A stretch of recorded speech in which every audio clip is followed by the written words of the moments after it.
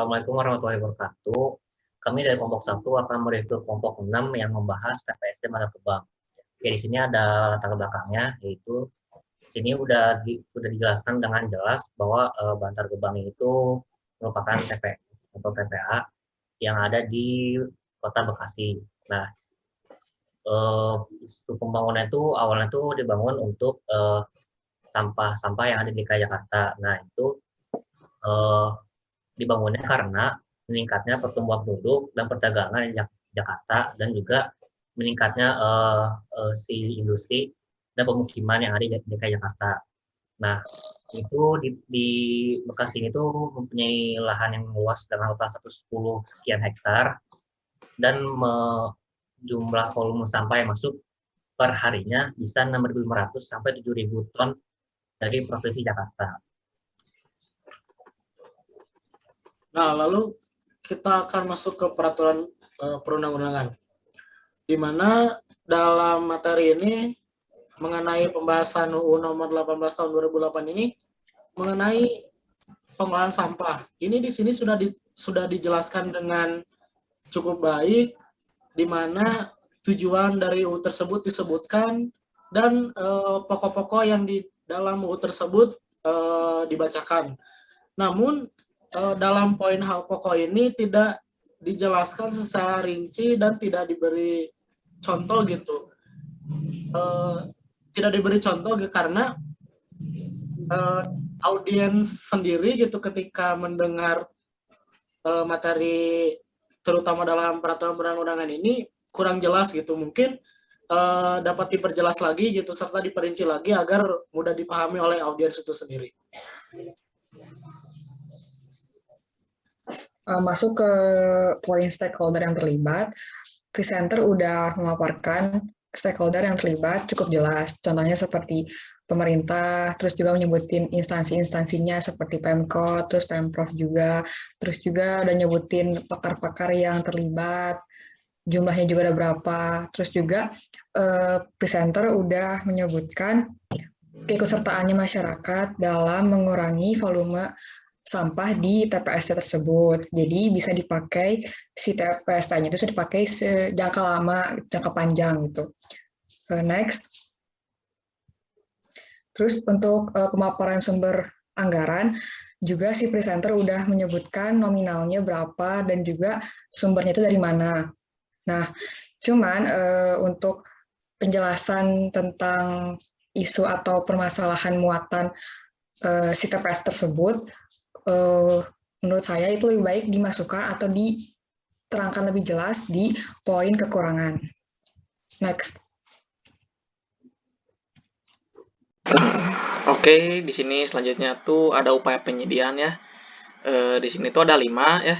Nah, yang pertama ini perencanaan dijelaskan oleh Kang Majamal ini tuh sudah jelas kan, udah jelas dari improvisasinya juga sudah sangat baik untuk bagian perencanaan ini. Jadi kita tuh bisa tahu gitu perencanaan ini tuh bertujuan untuk melestarikan lingkungan melalui pengolahan sampah yang optimal dan kita juga bisa tahu gitu si sampah ini tuh diubah menjadi bahan bakar dan sampah ini juga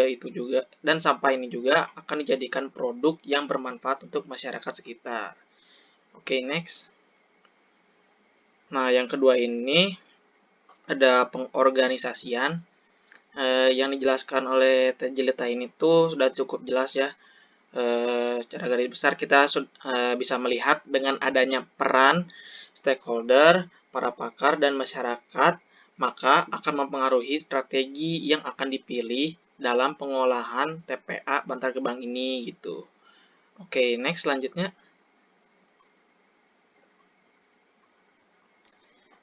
Selanjutnya di sini ada pelaksanaan gitu. Yang dijelaskan oleh Teh Jelita ini yang pada bagian pelaksanaan ini sudah jelas. Jadi karena jelaskan pada pelaksanaan ini tuh ada plus minusnya gitu. Plusnya itu adanya IP ini. Nah, IP ini tuh Ikatan Pemulung Indonesia. Jadi, maka pengelolaan TPA di Bantar Gebang ini mendapatkan pemasukan.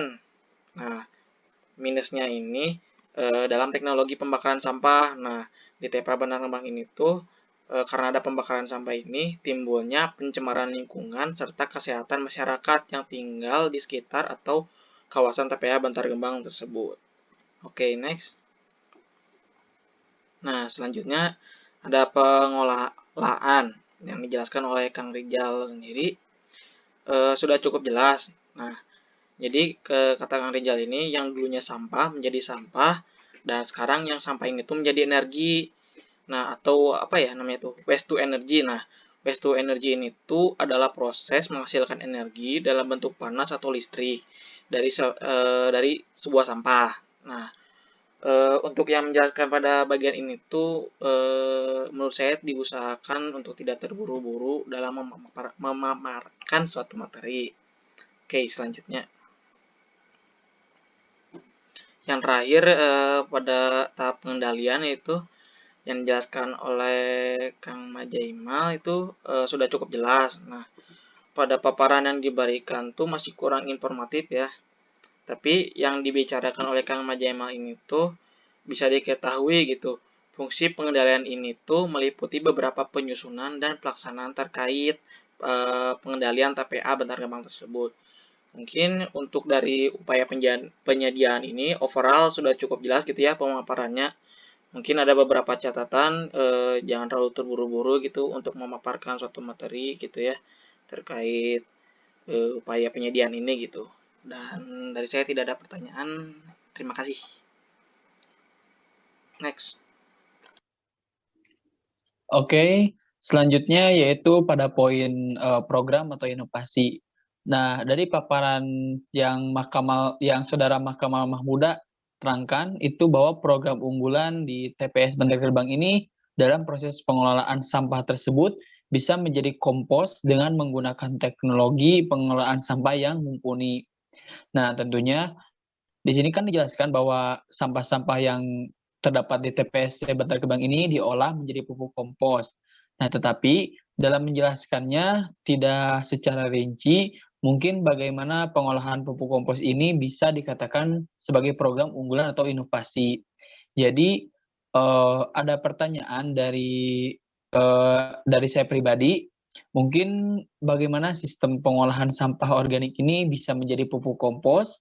Lalu, apakah ada teknologi yang digunakan dalam melakukan pengolahan sampah ini menjadi pupuk kompos? Karena mungkin melihat begitu banyak sekali sampah hingga beribu-ribu ton itu tidaklah mudah dalam proses pengolahan menjadi pupuk kompos tersebut. Nah, lalu selanjutnya pada poin hasil pelayanan di sini tidak dijelaskan ya. Harusnya kan dijelaskan sehingga kita bisa tahu dari adanya pelayanan perkotaan dari TPST Bantar Gebang ini seperti apa gitu, dampaknya seperti apa dengan kehadirannya pembangunan atau dalam pengelolaan sampah ini seperti apa gitu kan. Nah, jadi kami tidak mengetahui hasil dari adanya pengelolaan sampah di Bantar Gebang ini seperti apa. Apakah dengan adanya TPST ini mungkin bisa memperbaiki permasalahan lingkungan dari sampah rumah tangga dan sampah lainnya yang terdapat di perkotaan, atau sebaliknya justru malah bisa menimbulkan dampak lingkungan dari degradasi lahan TPST tersebut. Ya, next.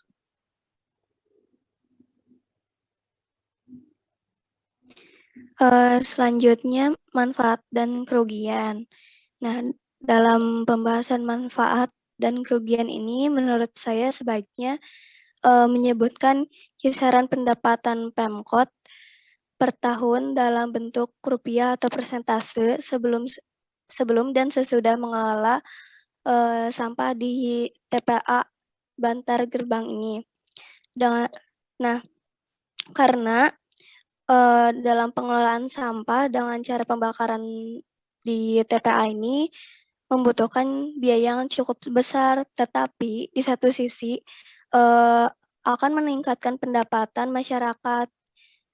Terus yang kedua yaitu pada nomor poin ketiga disebutkan bahwa menimbulkan nilai daur ulang. Hal ini dikarenakan ketika sampah masuk ke dalam TPST Bantar Gebang harus dipilah terlebih dahulu.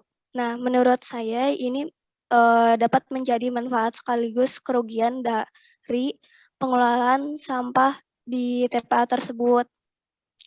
kerugiannya dibutuhkan lebih banyak petugas yang memilah sampah, sehingga dibutuhkan anggaran khusus bagi Pemkot untuk membayar gaji mereka. Sedangkan dari sisi manfaatnya, pemilihan sampah tersebut dapat meningkatkan kesadaran masyarakat dan petugas kebersihan dalam mengelola sampah sebelum masuk ke TPA Bantar Gebang ini. Sehingga dapat meningkatkan kemampuan masyarakat juga dalam mengolah sampah seperti kerajinan, terus membuat pupuk dan yang lainnya. Jadi di situ dapat meningkatkan tingkat pendapatan masyarakat di daerah tersebut. Nah, di sini kerugiannya yaitu pencemaran air, pencemaran udara, sarang penyakit, dan pengurangan estetika. Menurut saya ini sebaiknya ditambahkan foto yang terkait TPA. Jadi audiens dapat mendapatkan gambaran dari seberapa buruk dari pencemaran air, pencemaran udara, sarang penyakit, dan pengurangan estetika ini. Lalu mungkin dapat ditambahkan juga kesulitan dalam pengelolaan sampah, terutama sampah basah. Soalnya menurut informasi yang saya temui di TPA Bantar Gebang ini dominan sampah basah daripada sampah kering. Jadi dalam prosesnya itu membutuhkan waktu yang lama dan membutuhkan biaya yang besar untuk pembakaran untuk proses pembakarannya. Udah. Nah, di sini untuk kelebihan, yang pertama adalah sarana dan prasarana. Untuk bagian sarana prasarana ini sudah dijelaskan dengan cukup baik berapa luas tanah yang disediakan untuk penyediaan sarana prasarana. Tapi akan lebih baik jika, menurut saya, jika lebih baik untuk disebutkan contoh-contoh sarana prasarananya agar audiens lebih mengerti. Yang kedua, untuk pendanaan itu sudah dijelaskan juga bahwa anggaran dana terus meningkat tiap tahunnya. Dan juga dijelaskan juga bahwa dengan adanya anggaran ini dapat mengoptimalkan TPA ini. Gitu. Nah, selanjutnya untuk unit yang bergerak di sektor kebersihan itu juga sudah dijelaskan secara baik. Sudah dijelaskan, sudah disebutkan bahwa sudah disebutkan apa saja unit-unit yang terkait dalam sektor kebersihan ini. Terus selanjutnya ada komitmen pemerintah, itu juga sudah dijelaskan dengan cukup baik. Dijelaskan bahwa faktor kebersihan itu adalah yang harus dijaga, apalagi DKI Jakarta itu merupakan ibu kota, jadi kita harus menjaganya lebih baik lagi gitu. Selanjutnya untuk kekurangan atau kelemahan. Nah, di kelemahan ini yang pertama adalah keterbatasan sarpras. Nah, sudah dijelaskan dengan baik bahwa penambahan volume sampah itu tidak seimbang dengan jumlah sarpras yang tersedia gitu.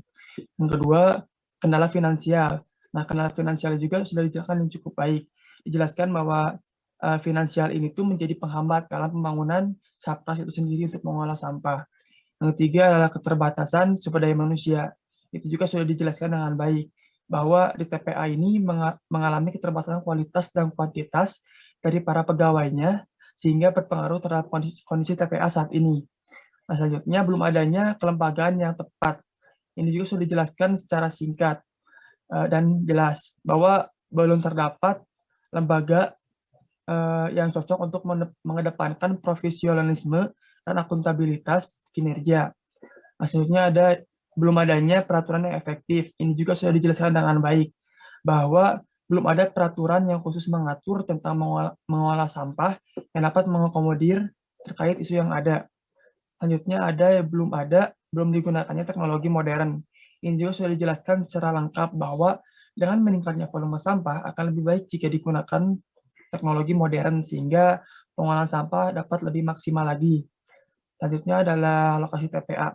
Nah, lokasi TPA juga ini sudah dijelaskan bahwa lokasi penampungan sampah yang tersebar tidak mampu bekerja dengan maksimal dikarenakan waktu tempuh yang cukup jauh dan dapat berdampak pada besarnya biaya operasional transportasi. Nah, jadi untuk segi penyampaian sudah bagus, informasi sudah agak jelas. Tapi saran saya lebih baik jika penyampaian materinya lebih perlahan, lebih santai, karena jika terlalu cepat itu akan membuat audiens itu kebingungan dan informasi tidak tersampaikan. Oke, dari segi kesimpulan secara garis besar saya dapat kalau awalnya itu TPST Bantar Gebang itu dibuat karena meningkatnya si industri dengan permukiman di DKI Jakarta, dan juga si TPST ini sekarang dalam tahun kebelakang itu emang mengatasi masalah persampahannya di DKI Jakarta, tetapi TPST ini dalam tahun kedepannya mungkin bisa jadi tidak bisa diatasi. Karena apa? Karena dalam penjelasan yang saya tonton itu bahwa tahun 2021 ini tuh kapasitas sampah yang ada di Bantar Gebang tuh maksimal tuh cuma 49 juta ton. Tapi di 2021 ini sudah terisi 39 juta ton, yang artinya sudah sangat tipis untuk space buat si sampah yang di TPST ini. Nah, mungkin ada solusi dari Ramli. Oke, baik, selanjutnya mungkin setelah sudah dijelaskan oleh Ipan mengenai kekurangan dari pengelolaan persampahan di TPST Bantar Gebang ini bisa dikatakan belum baik. Nah, mungkin ada beberapa rekomendasi yang kami ajukan, di mana permasalahan yang dibahas Ipan tadi itu kan merupakan permasalahan dari volume sampah overload atau memang sampah yang melebihi batas maksimumnya. Nah, rekomendasi yang kami ajukan yaitu bisa dilakukan dengan cara mengolah semua sampah itu menjadi produk apapun yang memang bisa bermanfaat. Bisa sampah-sampah tersebut diolah menjadi pupuk kompos dengan teknologi modern. Nah, melihat banyaknya sampah tersebut, memanglah susah untuk dipilah-pilih mana sampah organik dan mana sampah anorganik. Cara yang tepat adalah pemerintah Bantar Gebang bisa memperkerjakan masyarakat pengangguran atau IPI, Ikatan Pemulung Indonesia, untuk memilah-milih sampah tersebut dan bisa kita olah menjadi pupuk kompos. Serta sampah-sampah tersebut bisa kita olah dengan teknologi terbarukan menjadi bahan bakar. Ya, itulah mungkin rekomendasi yang bisa kami berikan. Mungkin itu bisa memperbaiki permasalahan di TPS Bantar Gebang. Memang permasalahan yang paling menonjol itu adalah banyaknya volume sampah memang sudah melebihi kapasitas sampahnya. Jadi sehingga bisa mengurangi sampah-sampah tersebut secara tidak terbuang sia-sia, secara kita bisa manfaatkan menjadi olahan produk apapun yang bermanfaat, contohnya seperti tadi sebagai pupuk dan juga sebagai bahan bakar.